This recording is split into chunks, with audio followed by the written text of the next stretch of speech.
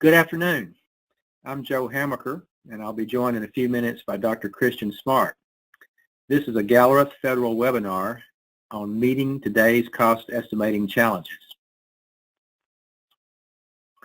A little bit about me and Dr. Smart. I'm a former NASA cost director at NASA headquarters in Washington. Today, I'm the director of NASA programs at Gallup Federal, and I've been with Gallup for about 3 years. I've had extensive experience in the development and application of parametric cost models over the years, including the NASA Air Force Cost Model, or NAFCOM, the NASA Quick Cost Model, and a number of others. And I've also developed a number of bespoke cost models over the years for specific purposes. And I've been a SEER user since the mid-1990s. Dr. Smart is a former Missile Defense Agency cost director in Huntsville, Alabama. Christian joined Gallup Federal about 7 months ago as our chief engineer. Christian also has extensive experience in the theory and application of parametric cost models, again, including NAFCOM, and he's done notable work in confidence level estimating, cost and schedule risk analysis, statistics, and machine learning. There are a variety of ways to estimate cost. I like to think of it as a continuum or a spectrum of methodologies.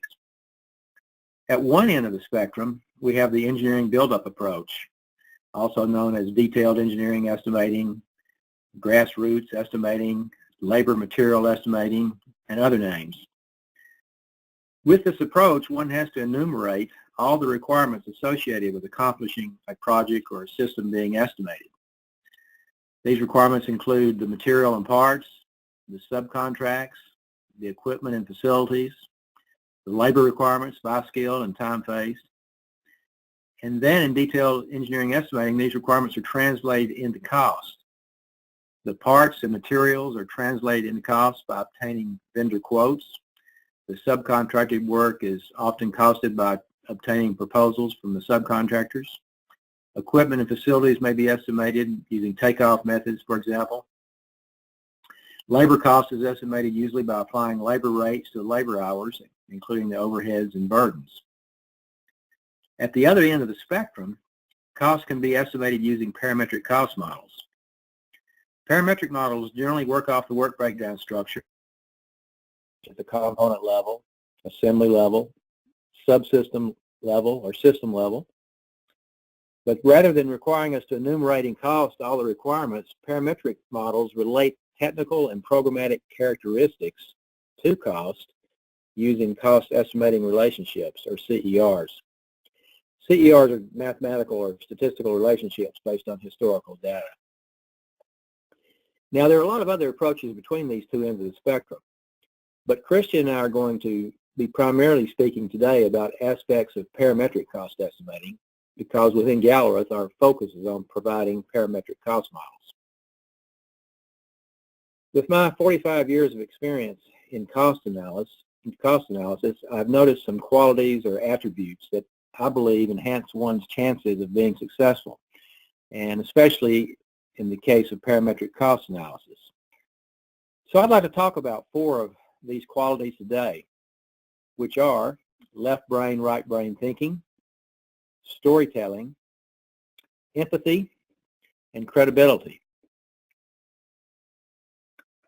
First, left brain, right brain thinking. Left brain, right brain thinking is a theory about the human brain's asymmetry in terms of the 2 hemispheres of the brain.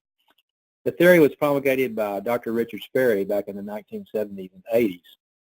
Now, while Dr. Sperry won a Nobel Prize for this work in 1981, later research has determined that the brain is not so neatly dualistic as he conjectured. However, I believe his construct, as he theorized it, is a very useful concept for thinking about problem-solving skills, including cost analysis. So I'm going to use it today. Dr. Sperry's theory was that the left hemisphere of our brains deal with details, logic, rational subjects, factual subjects, and that works best in a linear way, dealing with ordered subjects more or less one at a time. So I hope that sounds like a set of skills we need for cost analysis. But we need more than that. Dr. Sperry believed that the right side of our brains was more holistic, capable of seeing the big picture. The right side he thought was capable of using intuition and imagination to solve problems, and the right side could deal with abstract concepts, deal with things in a more random order, and work on more than one thing at a time. So it seems to me, and I hope you agree, that those kinds of skills are also important in cost analysis, especially parametric cost analysis, which often involves abstractions of the type his theory assigned to the right hemisphere.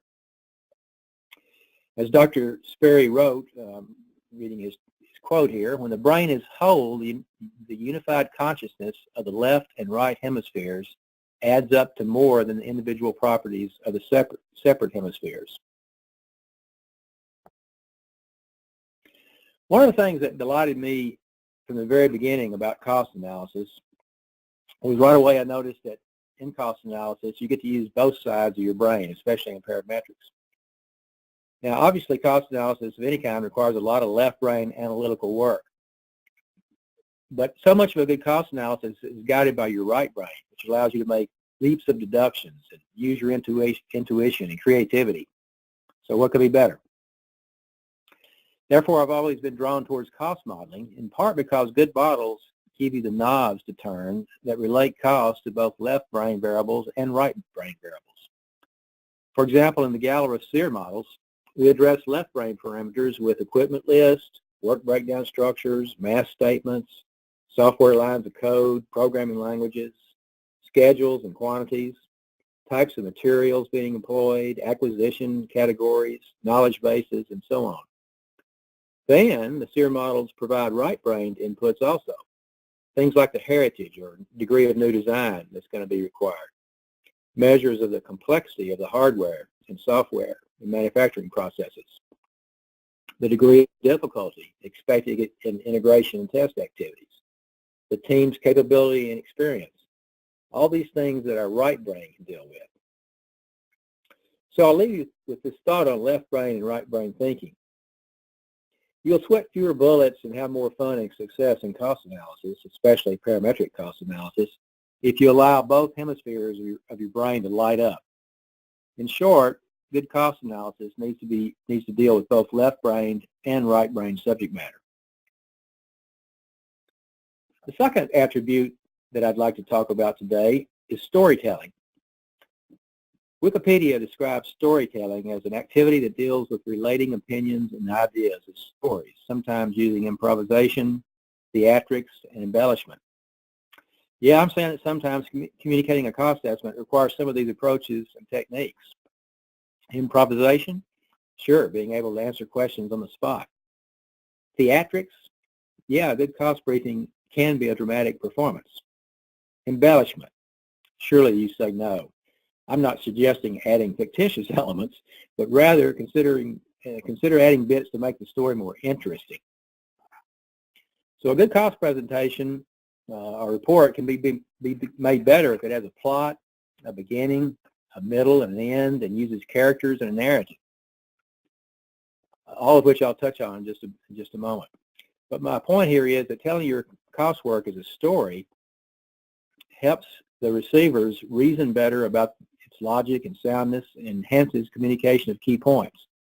And key points include much more than just some bottom line set of numbers. Basically, people understand more when they're presenting information as stories as opposed to just raw data. This is especially true with complex subjects, and I hope you agree with me that the average cost analysis can be very, very complex, a lot of moving parts and interrelationships. So when situations are complex, storytelling adds the context needed for understanding. Now, in my opinion, in modern corporate communications, Steve Jobs was a pretty master communicator. His quote here is, "The most powerful person in the world is the storyteller. The storyteller sets the vision, values, and agenda of an entire generation to come." So being a good storyteller provides you, the cost analyst, with leverage in your organization that you would not have without the ability to tell stories. So I don't remember when in my 45 years I discovered this bit about storytelling, but I know it was early on when I noticed that things just seemed to go better if you had a storyline to your cost briefings and your cost reports. So my advice to you is to think seriously about communicating your cost analysis as stories. So to tell your story, you need to begin with the background, laying out and explaining the approach and major assumptions that will drive the results. You need to introduce the characters. This is the second time I've mentioned characters. So who are these characters in a cost analysis?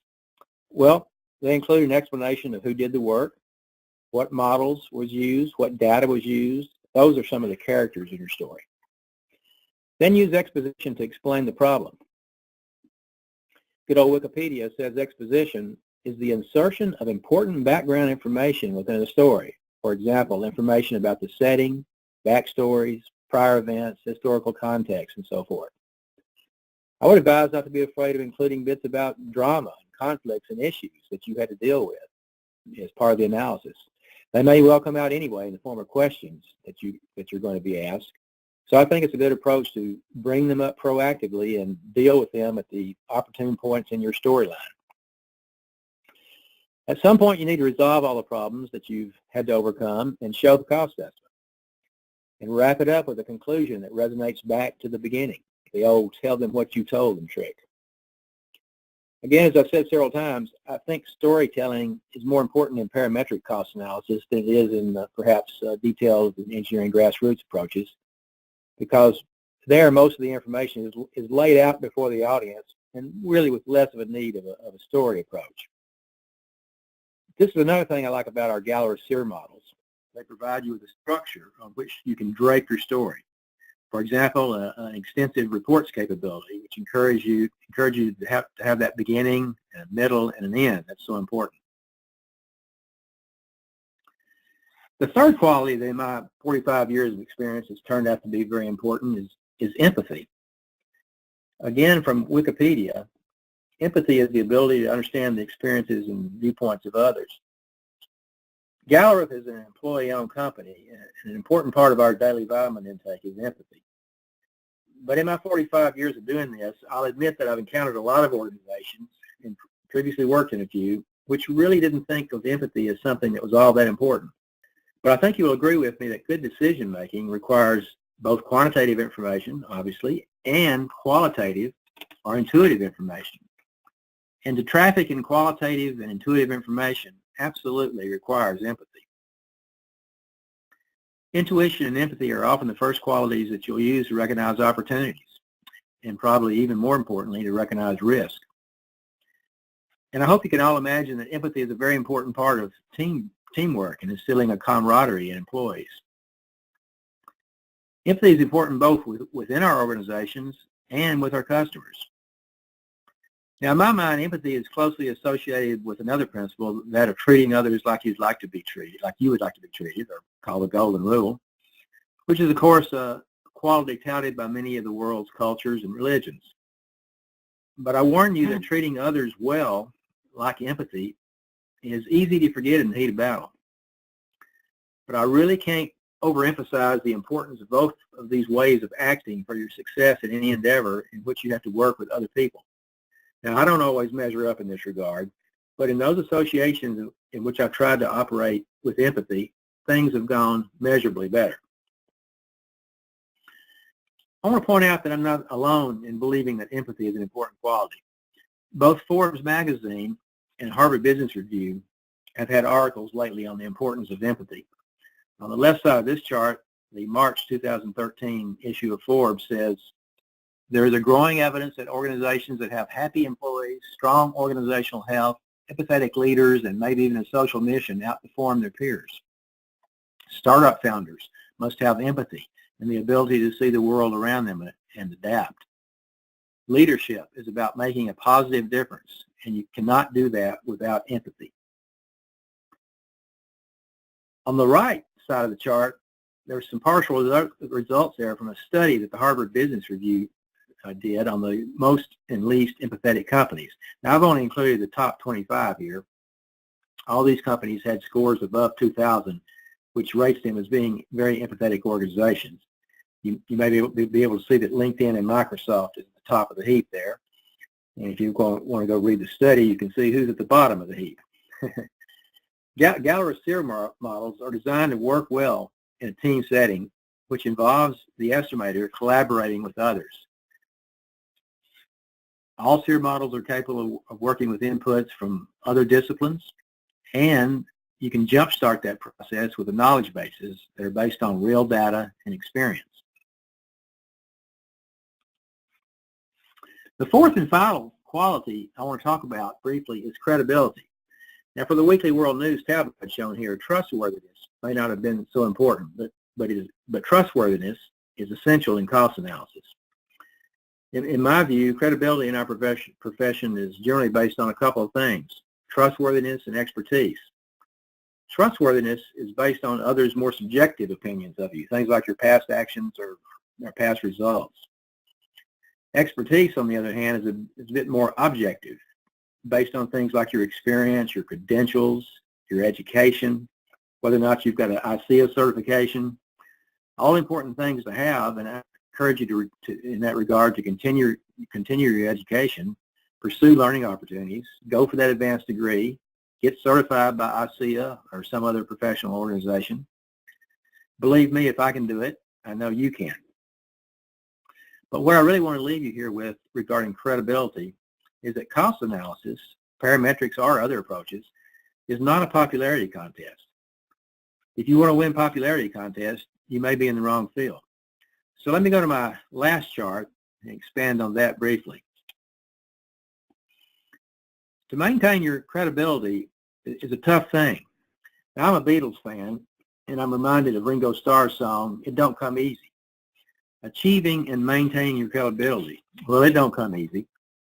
To be credible, you have to be able to muster the courage to speak truth always, even if you're speaking truth to someone very powerful that really doesn't want to hear any unfortunate truths. As cost analysts, we have to constantly be on guard not to get swept up in the hoopla and the unbounded optimism climate that pervades most projects, especially in their formative stages. You really have to remember that management needs some adults in the room, and that frequently has to be the cost analyst. As Ringo said, "I don't ask for much, I only want your trust." So we have to be the ones that can be trusted. We won't always be right, but we have to speak what we believe to be the truth. Once again, I think good parametric cost models can be a lot of help in this regard.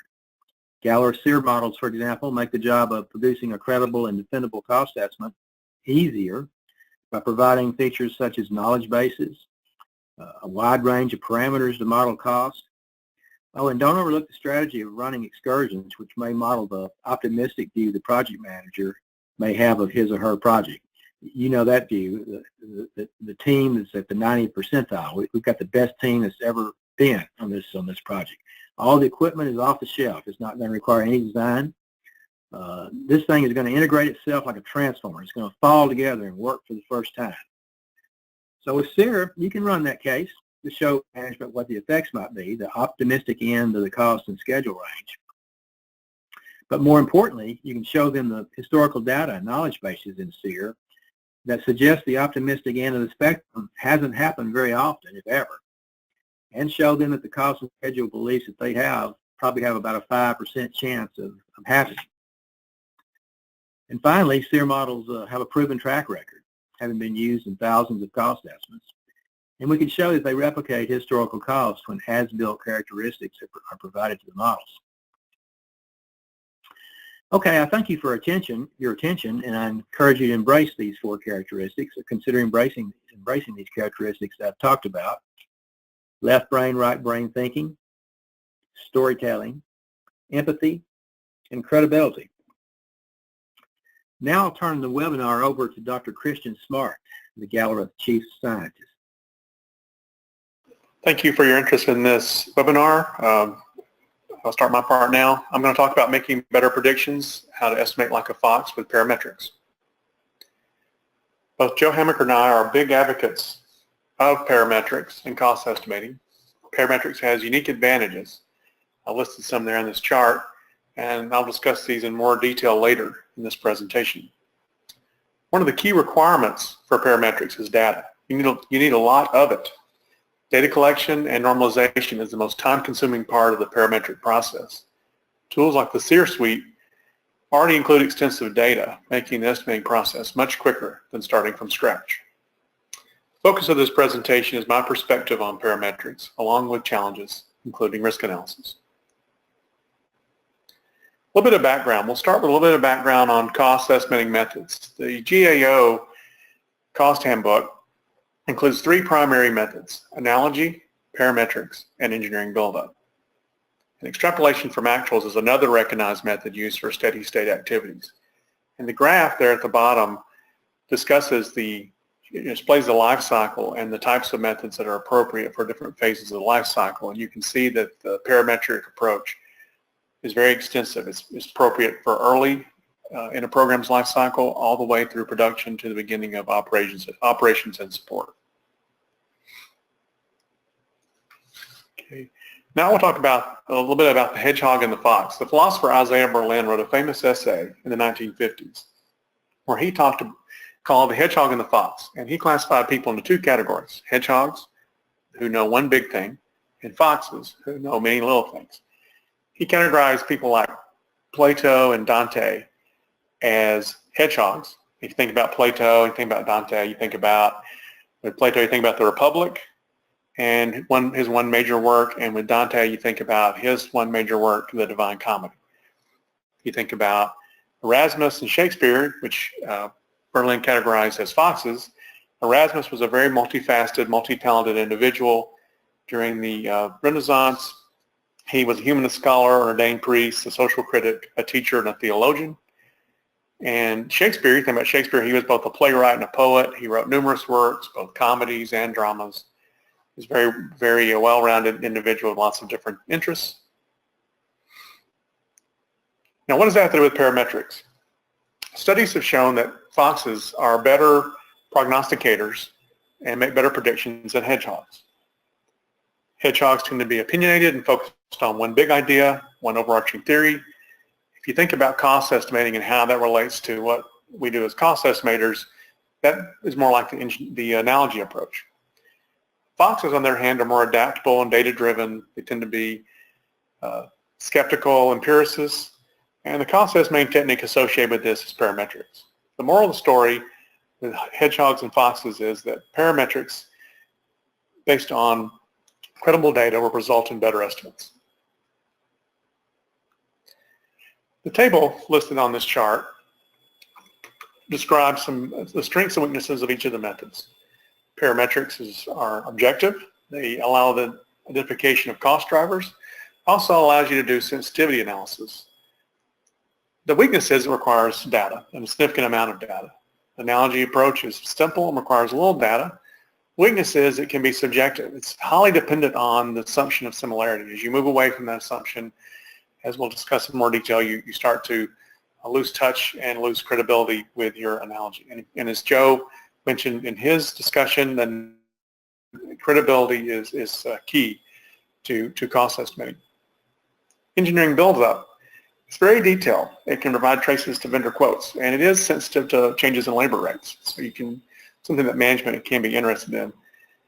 Weaknesses are it's easy to underestimate by leaving things out. A lot of times these engineering build-ups are based on vendor quotes and information about commercial off-the-shelf hardware, but you have to make sure in those cases that you also include integration costs and testing costs.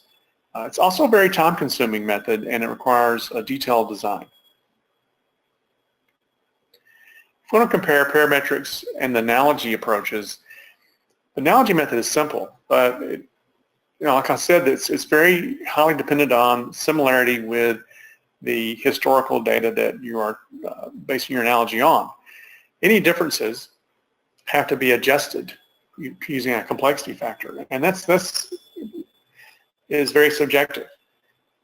Also, the complexity factor is a linear adjustment, but changes in cost relative to complexity can be linear, convex, or concave. In my experience, I've found that cost is typically a nonlinear function of the complexity. If you look at the chart on the right, the graph there, you can see that 3 different types of changes or 3 different types of lines. There's a straight line, which is a solid curve, and then there's the concave curve, which bends downward a little bit. So concave is As the complexity doubles, the cost less than doubles, so there's economies of scale. We see this frequently in hardware costs. And you look at the other dashed line with a longer dash, this convex curve, it bends upward at a steeper angle than the concave curve and the linear curve, and it just displays diseconomies of scale. So as the complexity doubles, the cost more than doubles. And in my experience, I've seen this in software, relationship of complexity to software cost. Parametrics provides these kinds of adjustments using objective data and statistical techniques. It's not prone to engineering biases. It's not dependent upon the assumption of linearity, which, as you can see from what we talked about, that's a very highly suspect assumption and not true most of the time. Okay, now discussing the differences between parametrics and engineering buildup. Like I said before, the engineering buildup requires large amounts of time and resources. It can be requires a lot of detail. It can take weeks to acquire the information needed. And it can be difficult, like I said, to ensure you capture all the costs. And it can be a very subjective process as well. Parametrics is more objective and time efficient when compared to engineering buildup. Now, there may be cases when you need to do an engineering buildup estimate, but in those cases, I still recommend doing a parametric estimate as a cross-check to make sure you haven't left anything out in terms of engineering buildup. It's also good to always have cross-checks. It's considered a best practice in cost estimating to do cross-checks. There's a little bit of the wisdom of the crowd. There's a book, a famous book called Wisdom of the Crowd that talks about many times the average projections of individuals, even when they're not highly informed, can be more, can be better predictors than the single estimate by an expert. So when you have multiple estimates, that definitely is a best practice, and it can improve and enhance the accuracy of your predictions. And also, it can also point out where you have problems. So, for example, if your parametric estimate is much higher than your engineering buildup, you have to go back and check, and you may have left something out. When we talk about real estate, the key, the key three factors in real estate have been said to be 1, location, 2, location, 3, location. If we think about cost estimating, you can replace that by data. Data is to cost estimating as locations of real estate. It's the most important factor in cost estimating. You might soften that a little bit and say it's more like data methods, but it's hard to stress how important data is in cost estimating. Parametric methods are important, but without a significant amount of data, it's really a case of garbage in, garbage out. There's a reference one listed there. There's a list of references at the end of this presentation. This is from a paper that I co-wrote with Cricket Petty a few years ago on the importance of data, and particularly the importance of high-quality cost data in cost estimating, especially contractor data. The title of the paper is 7 Degrees of Separation. You may be familiar with the popular concept of 6 degrees of separation, but when that's based on a small amount of data, and when researchers looked at a large amount of instant messaging data, they found that the 6 degrees was really more like 7. So you can see that data is very important. And the more data you have, the better. Data is the basis for all credible estimates. If you look at the pyramid there on the right, the foundation for all estimates is data. That includes not only cost, but also technical and schedule. Ground rules assumptions are then based on the data. The analysis then is built upon the ground rules and assumptions and the data, and the cost estimates then result in this entire process. The key advantage of the SEER models is you don't have to collect any data. So SEER already has an extensive amount of data, as Joe mentioned. The knowledge bases include a wide variety of data from a variety of applications. Continuing our discussion on data, researchers that work for Google published a paper in 2009 where they found that simple models based on a lot of data are better than elaborate models based on less data. How much data do we need, though? There is this concept of machine learning that as you add features, your number of data points you need as a function of your features increases exponentially. This has caused the curse of dimensionality. In regression analysis, a rule of thumb is 50 data points plus 10 data points for every variable. This is based on simulation studies that statisticians conducted using random data. So to avoid being fooled by random data or noise in the data, you need a lot of data. So for example, they would recommend, statisticians recommend a 5-variable model would need 100 data points. Otherwise, we risk confusing signal with noise. Nate Silver wrote a very popular book a few years ago on the signal and the noise, and it's easy to, when you don't have enough data, it's easy to confuse signal and noise and try to pick out patterns.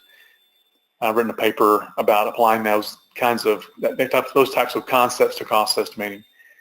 But what about when you don't have data? What can you do? Well, the typical regression analysis is a frequentist method, what statisticians call a frequentist method, and requires a lot of data. There is, in counterpoint to the frequentist methods, there's something called Bayesian analysis and Bayesian techniques. There's even Bayesian regression. And what they do is, what Bayesian techniques do is they allow you to leverage all of your information and all of your experience. And they're very appropriate for small data sets because they allow you to leverage everything that you know, not just the sample of data that you have at hand. So I've written a paper on that as well. The primary tool that we use in cost estimating to do parametrics is regression analysis. It's much more common to do nonlinear regression than it is to do linear regression. A very common technique is called log transformed ordinary squares. It's a very long-standing approach. It's still commonly used. It has drawn some criticism for the use of transformation, a lack of optimality, and the bias that results when you transform the data. However, there's substantial empirical evidence that the residuals are log-norm distributed, in which case log transformed ordinary squares is a match approach. You can also, and I've written a paper on this, where you apply maximum likelihood to directly estimate those log-normal residuals and to minimize those residuals, and that results in an unbiased approach directly without the need for transformation, and it avoids a bias issue. So you can still do log transformed ordinary squares or that type of approach without any of the drawbacks. One of the things that we need to talk about is overfitting, and as I talked about in the previous slide, you need a lot of data for parametrics, and one of the ways that you can overfit is trying to use too many input variables when you do regression analysis. Nate Silver describes overfitting as the most common problem that you've never heard of. However, I want to also mention that regression analysis is only one tool among numerous machine learning techniques, and it behooves us to also look beyond just regression analysis when we're starting to do data analysis. There are a wide variety of techniques: decision trees, neural networks, random forests, support vector machines. There's also ensemble techniques, I talk about wisdom of the crowd, that can also improve predictive capabilities, and there's ways to also boost your estimates to improve weak signals. There's a lot of ground to be mined there, a lot of things to look at, much beyond just regression analysis. Now, the disadvantage is that some of these techniques are a little bit harder to interpret and a little bit harder to communicate. That's the beauty of regression analysis and why it's been around so long, is that it's easy to explain to management and easy to understand intuitively what the results mean. Okay, I also want to talk about risk. Risk is a key consideration in cost estimating.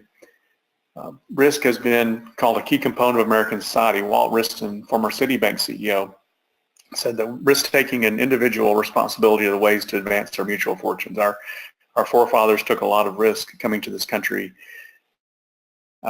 leaving behind their lives in other countries when they came to this country. However, still we should analyze, understand, and manage risk.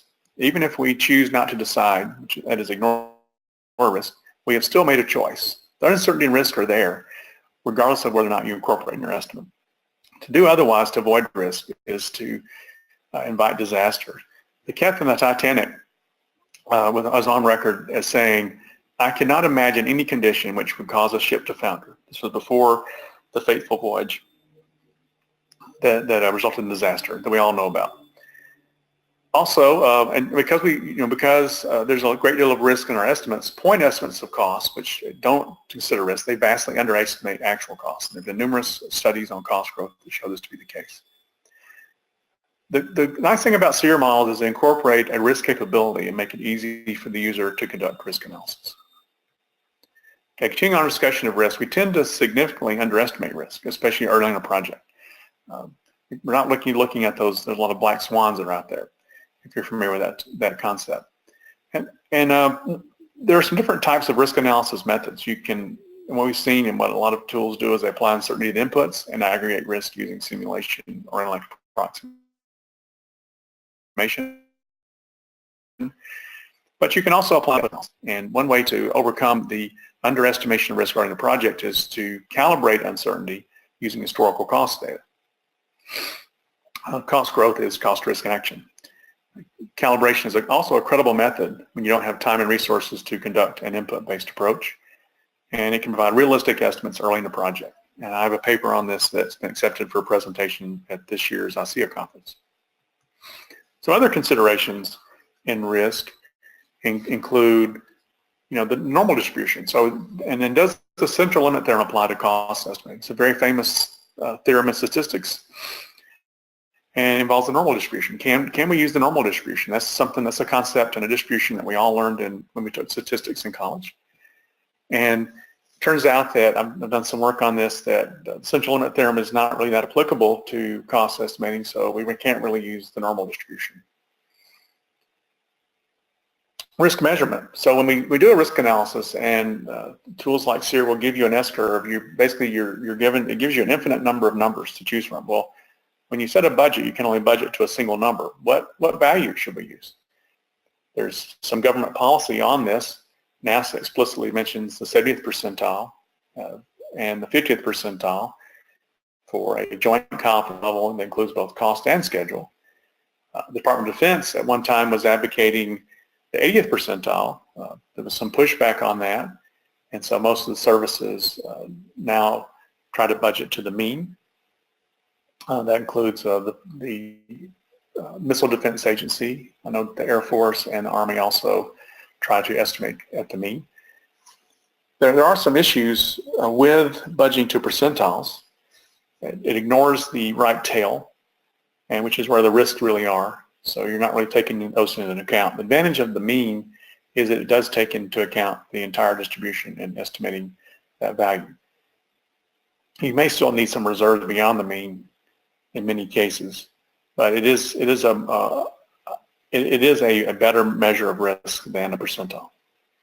And there are some other measures of risk that are better than percentiles that take into account some conservatism, such as expected shortfall. Okay, now if you budget to percentile, though, which is still a common practice, the percentiles don't add. So if you budget to the 70th percentile total level, then you have to allocate risk back to a lower level. You can't just say we're going to allocate to the 70th percentile of each individual value, because that would then overestimate the 70th percentile. So there's ways to do that. There are some common heuristics. I also advocate an approach that actually ties these two together. It ties together both the risk measurement method to the risk allocation method. And there's a method called the gradient approach that ties these two together and ensures that you have an optimal risk allocation. What about the risk for portfolio? We rarely look at programs in isolation, and agencies don't budget to single programs. They budget to a portfolio of programs. And if you think about stocks, if you have a financial advisor, they would probably recommend that you diversify. You buy multiple stocks, and that by doing so, you will reduce your overall risk. Well, does that apply to the cost for programs and government programs? Well, there's a great deal of risk in government programs. And also when we budget to percentiles, there really is no portfolio effect. And it's been said that if you want to understand economics in 8 words, you can encapsulate that as there ain't no such thing as free lunch. In the same way, the portfolio effect is like the free lunch. Neither one exists. how many projects should we have, and how do we decide when to start projects? When do we have enough money? That's something that needs more examination. Oftentimes, a program will be started, we'll have a little bit of leftover money. An agency will have a little bit of money left over one year, and they'll start a project, not realizing that cost is going to increase for several years. And so what happens is funding constraints are hit. When funding constraints are hit, schedules slip, and when schedules slip, costs grow. And then the result is things take longer to get done and less gets done. So I advocate we do more analysis on this, and we actually try to have fewer projects and make sure we get each one of those done. It's also important that you incorporate correlation in your estimates and in your risk analysis. For projects, the WBS can drive this number to be very high. So, for example, if you have a 200 element WBS, then you've got 19,900 items that you have to correlate. This is a lot. So what people typically do is they assign a single default value for all elements. A common value that has been touted is around 20%. But I think you may be underestimating this, because this is often, we don't have a lot of data to base this on. So I advocate that we use a robust approach, which would be to minimize how wrong we are when we are wrong. And because we're usually making an assumption with this, we likely are wrong. If you do that, if you do the analysis on that to figure out what a robust approach is, it's a much higher value. It's more like 60%, and that's what I advocate for default correlation value in the absence of other information. Also, there's more than just correlation to consider. The financial crisis in 2007 and 2008 was blamed partly on the use of risk analyses that only took into account correlation and ignored another important aspect of risk, which is tail dependency, which is extreme events tend to occur together. For example, if you look at cost and schedule, joint confidence level analysis, cost and schedule, a lot of the techniques that we use, such as joint log normal distribution or a bivariate normal log normal to model cost and schedule, don't take into account tail dependency, and they ignore that risk. So I advocate using a more sophisticated approach that allows you to take into account tail dependency, such as a copula method that marries together two distributions or more, that allows you to inject your own dependency structure, which you can incorporate tail dependency, such as a student T dependency structure, because correlation is only one stochastic measure among many. There are many other stochastic dependencies out there, and a key one that we should not ignore is tail dependency. And then also I have some references here at the end, and those will be available to the user. And this last slide here is some contact information, and there is a link there for accessing the webinar and also the references that Joe and I have both included in our presentations. Thank you for your time.